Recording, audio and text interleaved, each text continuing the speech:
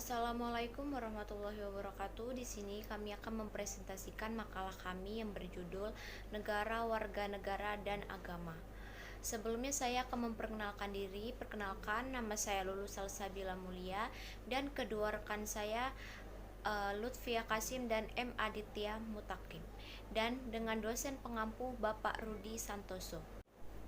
Beberapa tahun belakangan, isu mengenai agama dan negara Indonesia cukup ramai dibicarakan. Munculnya gerakan radikal yang anti terhadap Pancasila dan pemerintah dalam NKRI tidak lepas dari dinamika hubungan antara agama dan negara.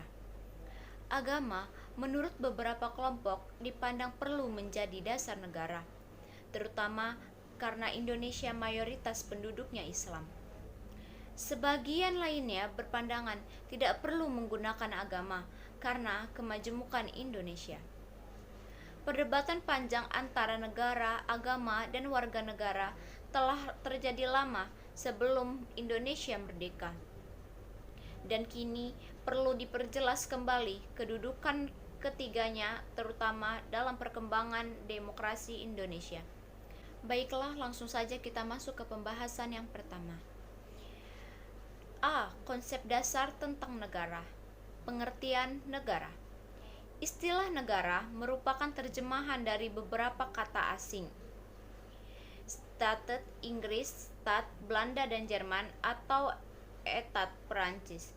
Secara terminologi, negara diartikan sebagai organisasi tertinggi di antara satu kelompok masyarakat yang memiliki cita-cita untuk bersatu, hidup di dalam suatu kawasan, dan mempunyai pemerintahan yang berdaulat.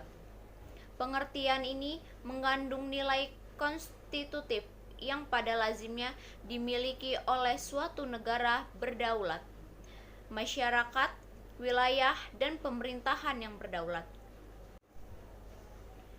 Tujuan sebuah negara dapat bermacam-macam, di antaranya A. Bertujuan untuk memperluas kekuasaan. B. Bertujuan menyelenggarakan ketertiban umum. C. Bertujuan untuk mencapai kesejahteraan umum. Dalam konsep dan ajaran Plato, tujuan adanya negara adalah untuk memajukan kesusilaan manusia sebagai perseorangan atau individu dan sebagai makhluk sosial. Dalam Islam, menurut Ibnu Arabi, tujuan negara adalah agar manusia bisa menjalankan kehidupannya dengan baik, jauh dari sengketa, dan menjaga intervensi pihak-pihak asing. Dalam konteks negara Indonesia, tujuan negara adalah untuk memajukan kesejahteraan umum, mencerdaskan kehidupan bangsa, dan ikut melaksanakan ketertiban umum yang berdasarkan kemerdekaan, perdamaian abadi, dan keadilan sosial, sebagaimana tertuang dalam pembukaan Undang-Undang Negara Republik Indonesia 1945. Adapun unsur-unsur negara, yaitu rakyat, wilayah, pemerintah, dan pengakuan negara lain. B. Teori pembentukan negara. 1.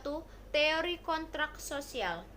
Teori kontrak sosial atau teori perjanjian masyarakat beranggapan bahwa negara dibentuk berdasarkan perjanjian-perjanjian masyarakat dalam tradisi sosial masyarakat. 2. Teori ketuhanan atau teokrasi. Doktrin ini memiliki pandangan bahwa hak pemerintah yang dimiliki oleh para raja adalah berasal dari Tuhan. Mereka mendapat mandat Tuhan untuk bertahta sebagai penguasa. Para raja mengklaim sebagai wakil Tuhan di dunia yang mempertanggungjawabkan kekuasaannya hanya pada Tuhan, bukan kepada manusia. 3. Teori kekuatan. Secara sederhana, teori ini dapat diartikan bahwa negara terbentuk karena adanya dominasi negara kuat melalui penjajahan. Menurut teori ini, kekuatan menjadi pembenaran dan terbentuknya suatu negara melalui proses penaklukan suatu negara. Dengan kata lain, terbentuknya suatu negara karena pertarungan kekuatan di mana sang pemenang memiliki kekuatan untuk membentuk suatu negara. Bentuk-bentuk negara. Yang pertama, ada negara kesatuan. Negara kesatuan merupakan suatu bentuk negara yang merdeka dan berdaulat dengan satu pemerintah pusat yang berkuasa dan mengatur seluruh daerah. Namun pelaksanaannya, negara kesatuan ini terbagi dalam dua macam sistem pemerintahan, yaitu pemerintahan sentral dan otonomi. Yang kedua, negara serikat. Negara serikat merupakan bentuk negara gabungan yang terdiri dari beberapa negara bagian dari sebuah negara serikat. Pada mulanya, negara tersebut merdeka, berdaulat, dan berdiri sendiri. Namun, setelah bergabung dengan negara serikat, dengan sendirinya, negara tersebut melepaskan sebagian dari kekuasaannya dan menyerahkannya kepada negara serikat. Dari sisi pelaksanaan dan mekanisme pemilihannya, bentuk negara dapat dibedakan menjadi tiga, yaitu monarki. Pemerintahan monarki adalah pemerintahan yang dikepalai oleh seorang raja atau ratu.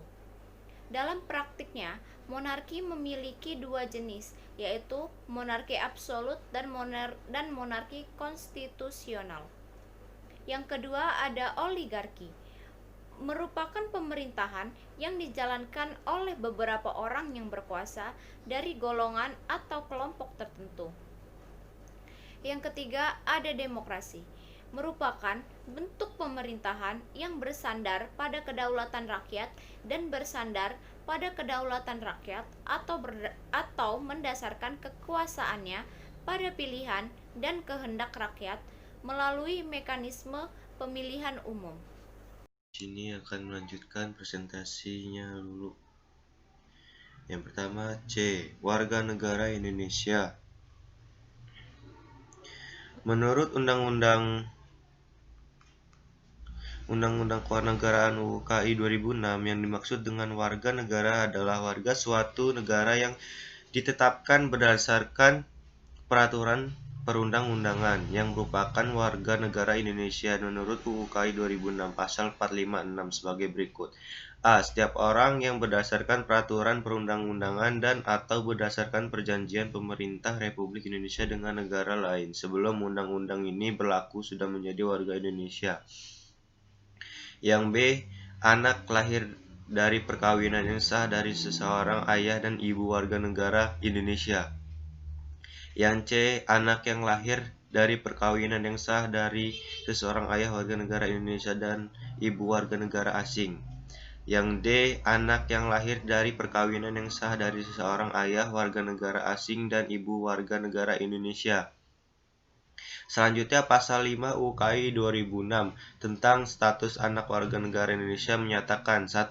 Anak warga negara Indonesia yang lahir di luar perkawinan yang sah sebelum berusia 18 tahun dan belum kawin diakui secara sah oleh ayahnya dan berkewarganegaraan asing tetap diakui sebagai warga negara Indonesia. Yang 2. Anak warga negara Indonesia yang belum berusia 5 tahun diangkat secara sah sebagai anak oleh warga negara asing berdasarkan penetapan pengadilan tetap diakui sebagai warga negara Indonesia. Sedangkan tentang pilihan menjadi warga negara bagi anak yang dimaksud pada pasal-pasal sebelumnya dijelaskan dalam pasal 6 UU KI 2006 sebagai berikut. 1. Dalam hal status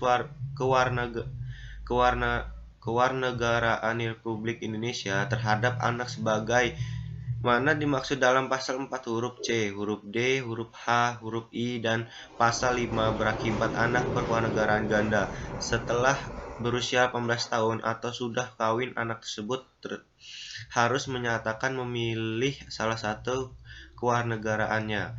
2. Pernyataan untuk memilih kewarganegaraan sebagai dimaksud pada ayat 1 dibuat secara tertulis dan disampaikan kepada pejabat dengan melampirkan dokumen sebagaimana ditentukan dalam peraturan perundang-undangan. Yang ketiga, pernyataan untuk memilih kewarganegaraan sebagaimana dimaksud pasal ayat 2 disampaikan dalam waktu paling lambat 3 tahun setelah anak berusia di 18 tahun atau sudah kawin. Yang D. Hubungan negara warga negara. Hubungan antara negara dan warga negara sangat erat. Negara Indonesia sesuai dengan konstitusi, misalnya berkewajiban untuk menjamin dan melindungi seluruh warga negara Indonesia tanpa kecuali. Secara jelas dalam UUD pasal 33, misalnya ayat 1 disebutkan bahwa fakir miskin dan anak-anak terlantar dipelihara oleh negara. Ayat 2, negara mengembangkan sistem jaminan sosial bagi seluruh rakyat dan memperdayakan masyarakat yang lemah dan tak mampu sesuai dengan martabat kemanusiaan. Negara bertanggung jawab atas penyediaan fasilitas pelayanan kesehatan dan fasilitas layanan umum yang layak. Ayat 3. Yang E. Hubungan agama dengan negara. Hubungan agama dan negara dalam konteks dunia Islam masih menjadi perdebatan yang intensif di kalangan para pakar Muslim hingga kini. Perdebatan Islam dan negara berangkat dari pandangan dominan Islam sebagai kehidupan manusia, termasuk persoalan politik. Dari pandangan Islam sebagai agama yang komprehensif ini, pada dasarnya dalam Islam tidak dapat konsep pemisahan antara agama, din, dan negara daulah.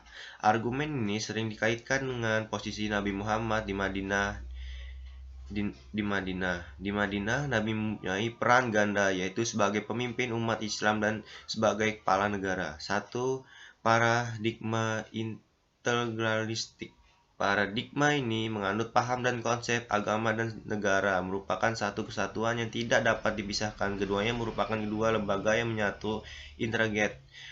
Paham di sini juga memberikan penegasan bahwa negara merupakan suatu lembaga politik dan sekaligus lembaga agama. 2. Paradigma simbiotik. Menurut paradigma simbiotik, hubungan agama dan negara berada pada posisi saling membutuhkan dan bersifat timbal balik. Simbiosis mutualita dalam pandangan ini, agama membutuhkan negara sebagai instrumen dan melestarikan dan mengembangkan agama. Begitu juga sebaliknya.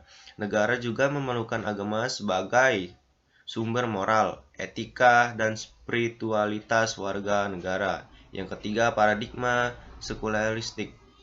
Paradigma sekularistik ini beranggapan bahwa terjadi pemisahan yang jelas antara agama dan negara. Agama dan negara merupakan dua bentuk yang berbeda dan satu sama lain memiliki garapan masing-masing, sehingga keberadaannya harus dipisahkan dan tidak boleh satu sama lain melakukan intervensi.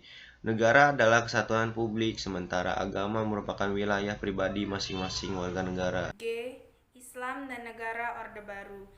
Naiknya Presiden Soeharto melahirkan babak baru hubungan Islam dan negara Indonesia. Menurut Imam Aziz, pola hubungan antara keduanya secara umum dapat digolongkan ke dalam dua pola, yaitu 1. Antagonistik. Hubungan antagonistik merupakan hubungan yang mencirikan adanya ketegangan antara Islam dan negara Orde Baru. 2. Akomodatif. Menunjukkan kecenderungan saling membutuhkan antara kelompok Islam dan negara Orde Baru. Bahkan terdapat kesamaan untuk mengurangi konflik antara keduanya. H. Islam dan negara Orde Baru. Bersama membangun demokrasi dan mencegah disintegrasi bangsa. Peran agama, khususnya Islam, sebagai agama mayoritas di Indonesia sangat strategis bagi proses transformasi demokrasi saat ini. Pada saat yang sama, Islam bisa berperan mencegah disintegrasi bangsa sepanjang pemeluknya mampu bersifat inklusif dan toleran terhadap kodrat kemajemukan Indonesia. Sebaliknya, jika umat Islam bersikap eksklusif dan cenderung memaksakan kehendak, dengan alasan mayoritas, tidak mustahil kemayoritasan umat Islam akan lebih berpotensi menjelma sebagai ancaman disintegrasi daripada kekuatan integratif bangsa. Kesimpulan, tidak ada negara tanpa warga negara. Warga negara merupakan unsur terpenting dalam hal terbentuknya negara. Warga negara dan negara merupakan satu kesatuan yang tidak bisa dipisahkan. Keduanya saling berkaitan dan memiliki hak dan kewajiban, memiliki masing-masing yang berupa hubungan timbal balik. Warga negara mempunyai kewajiban untuk menjaga nama baik negara dan membelanya, sedangkan negara mempunyai kewajiban untuk memenuhi dan mensejahterakan kehidupan warga negaranya.